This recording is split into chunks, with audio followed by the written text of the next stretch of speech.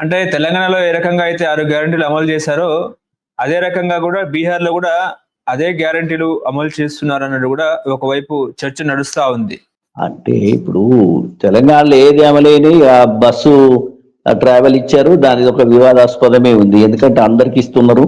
అసలు పనిచేసే వాళ్ళు లేకుండా పోతున్నారు. అసలు విచ్చలవిడిగా తిరుగుతున్నారు అనేది ఒక వివాదం ఉంది. అదేవిధంగా ఆర్టీసీ భారం అంతా ప్రభుత్వం మోస్తా ఉన్నది. దానికి ఎవరికైతే అవసరం ఉన్నదో వాళ్లకు కన్సెషన్ ఇవ్వాలి. ఎవరికైతే అవసరం ఉన్నదో వాళ్లకు మాఫీ చేయాలి. కానీ యూనివర్సల్ గా మొత్తం సగం జనాభాకు ఫ్రీగానే ట్రావెల్ ఇస్తామని చెప్పేటువంటి పద్ధతి జనం యాక్సెప్ట్ చేయలేదు. రెండవది సిలిండర్లు.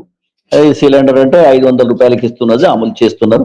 కానీ మధ్యాహ్నం కొత్తగా చేసుకునే వాళ్ళని ఇంత మళ్ళా మొదలు పెట్టలేదు. ఏదో కొంతమందికి ఇచ్చారు, తర్వాత దాన్ని ఆపేసిర్రు, అయిపోయింది అంటున్నారు. ఈ ఎలక్ట్రిసిటీ కూడా అంతే, 200 యూనిట్లు ఇస్తున్నారు. కొన్ని గ్రామాలలో అందరు చేసుకున్నారు నిజమే. కానీ ఎలక్ట్రిసిటీకి కూడా ఒక పద్ధతి లేకుండా చేయడం జరిగింది. ప్రతి నెలకు 200, 300 కోట్ల రూపాయలు ప్రభుత్వం మీద భారం పడుతుంది. ఆర్టీసీ భారం పడుతుంది. కాబట్టి దేనికైనా కానీ ఈ సంక్షేమం అనేది కూడా అర్హతను బట్టి ఇవ్వడం కరెక్ట్. కానీ యూనివర్సల్ అప్లికేషన్ అనేది అంటే ఆ ఊళ్ళో ఎంతమంది ఉంటే అంతమందికి అది మాఫ్, లేకపోతే మహిళలు ఎంతమంది ఉంటే అంతమంది ఫ్రీ ట్రావెల్.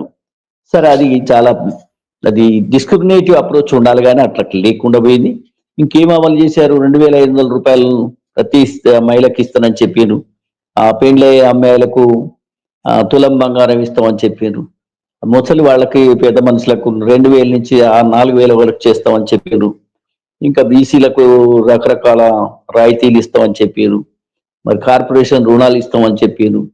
నిరుద్యోగ వృత్తి ఇస్తామని చెప్పారు. మరి ఇవన్నీ ఎక్కడ లేని 6 గ్యారెంటీలని ఏదో చెప్పుకోవడమే తప్ప. సరే, ఇప్పుడు ఇందిరమ్మ ఇళ్ళని ప్రారంభించారు. అదేవిధంగా మరి వాటర్ బోట్ ఇది రాజీవ్ వికాస యువ వికాస్ అని అనౌన్స్ చేశారు. 14 లక్షల మంది అప్లై చేశారు. వాళ్ళకు రుణాలు ఇవ్వడం మొదలే పెట్టలేదు. వాళ్ళ పిల్లలంతా కూడా, యూత్ అంతా కూడా నిరుద్యోగులు చాలా మంది వెయిట్ చేస్తున్నారు. కాబట్టి ఇంకా అనేక పథకాలను కూడా అమలు చేయలేకపోయారు అనేది వాస్తవము.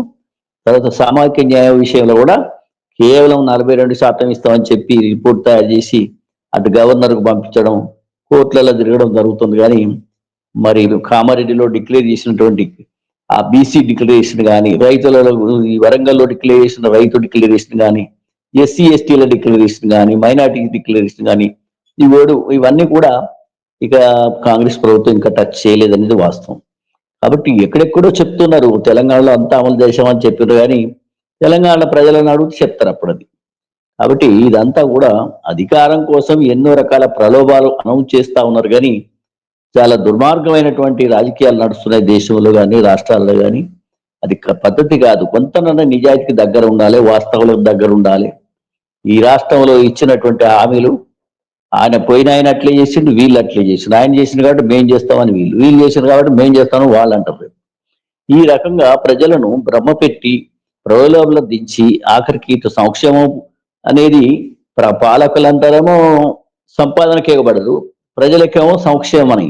ఈ సంక్షేమం అంటే నిరంతరం వాళ్ళు తరతరాలుగా వాళ్ళు బియ్యం అడుకోవాల్సిందే, తరతరాలుగా ఉచిత కరెంట్ ఉండాలి, వెయిట్ చేయాలి. ఈ రకమైనటువంటి ఉచితాల కోసం బ్రతకడం కాదు ఇది. ఒక సమగ్రమైన డెవలప్మెంట్ అంటే ఒక పునాదులతోటి డెవలప్ అయ్యేటటువంటి జనశ్రీవన వ్యవస్థను డెవలప్ చేసేటువంటి పద్ధతిలో చేయాలి. కానీ ఈ అధికారం కోసం ఈ సంక్షేమాలు పెట్టి మరి సమాజ అభివృద్ధికి కావలసినటువంటి 2 ముఖ్యమైన రంగాలను, అది విద్య కానీ, వైద్యం కానీ, అదే విధంగా ఉపాధి రంగాలను ప్రజలకు అందకుండా చేసి అవి కేవలం మార్కెట్లో దొరికే వస్తువులుగా మార్చేసారు. విద్యను కూడా, అదేవిధంగా వైద్యాన్ని కూడా. చాలా ప్రజలు చాలా నష్టపోతున్నారు. కాబట్టి ఈ సంక్షేమ పథకాలన్నిటి కాకుండా అభివృద్ధి గురించి పట్టించుకోవాలనేటువంటిది ప్రజలు డిమాండ్ చేస్తే తప్ప ఇది జరగది. విద్యను, వైద్యాన్ని అందరికీ సమానంగా ఈ దేశంలో కానీ, ఈ రాష్ట్రంలో కానీ ఒకే రకమైన విద్య, ఒకే రకమైన హాస్పిటల్స్ ఉంటే అది కూడా ప్రజలకు అందుబాటు ధరల్లో ఉంటే బాగుంటుంది. కానీ ఈ పథకాలు ఇచ్చేసి వాళ్ళను చేయడం అనేది కరెక్ట్ కాదు. ఇది ఇక్కడ ఉన్నటువంటి తెలంగాణ ప్రజాస్వామ్యంలో ఉన్నటువంటి పౌర సమాజం కూడా, మేధావులు కూడా మొన్నటి వరకు కాంగ్రెస్ ప్రభుత్వం రావడానికి అనేక రకాలైన ఉద్యమాలు చేసి మీటింగులు పెట్టినటువంటి మేధావులు కూడా మాట్లాడాల్సినటువంటి అవసరం ఉన్నది. ఈ ప్రభుత్వం చేసేటువంటి ఆ నిర్ణయాలలో కూడా మార్పు చేర్పులు చేయాల్సిన, దానికి సూచనలు ఇవ్వాల్సినటువంటి బాధ్యత కూడా ఈ మేధావి వర్గంపై ఉన్నదని నేను భావిస్తున్నాను. ఇక్కడ జరగలేదు, అన్ని అమలు జరగలేదు. ఇంకా ప్రభుత్వానికి సగం సమయం ఉన్నది. ఈ సగం సమయంలో ఏం చేస్తారనేది చాలా డౌట్ఫుల్ గానే ఉందని నేను చెప్తున్నా.